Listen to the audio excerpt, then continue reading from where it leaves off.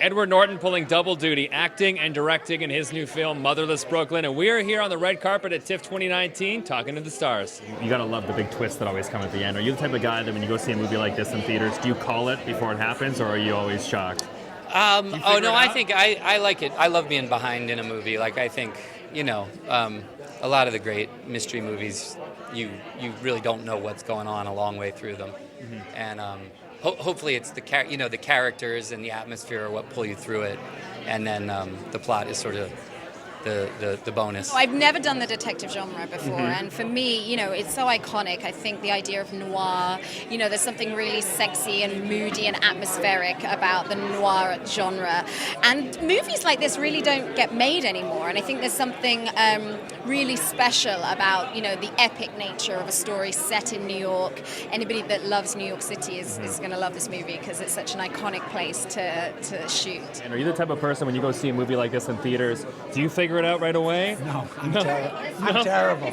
I sit there with my wife and she's always asking me questions and I say, I don't know, and I really don't care. Just let it roll.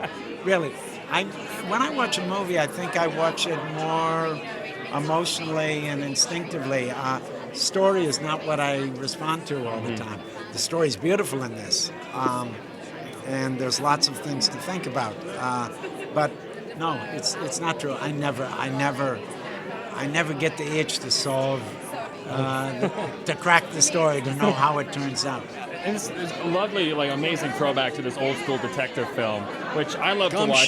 Gumshoe, yeah. Because the audience, they get in it and they try to figure out what's going on, and they maybe solve it before the end of the movie. Are you the type of guy that you figure out these movies before they end? I try. There's a moment, not to give anything away, where Lionel is now wearing Frank's coat. Yes. Now, I feel like it fit really well. Is it really the same? They're the same size. Oh, they are? Yes. Okay. Not the same head size, but they are the same size. I couldn't believe it. I was like, wow, Yes. Bruce Willis and Edward Norton, they could really share a Edward's coat. surprisingly very tall.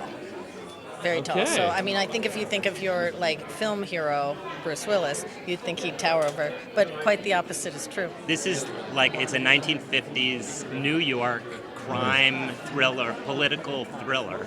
And it's just I don't know, it doesn't get better than that. It doesn't. And movies like this just aren't being made. It's like a real movie. I just talked to your costume designer. I'm surprised to learn that you and Bruce Willis are the same size. So in the film, when you wear the coat, it was actually the real coat. It fit. Yeah, it's a little bigger on me than Bruce.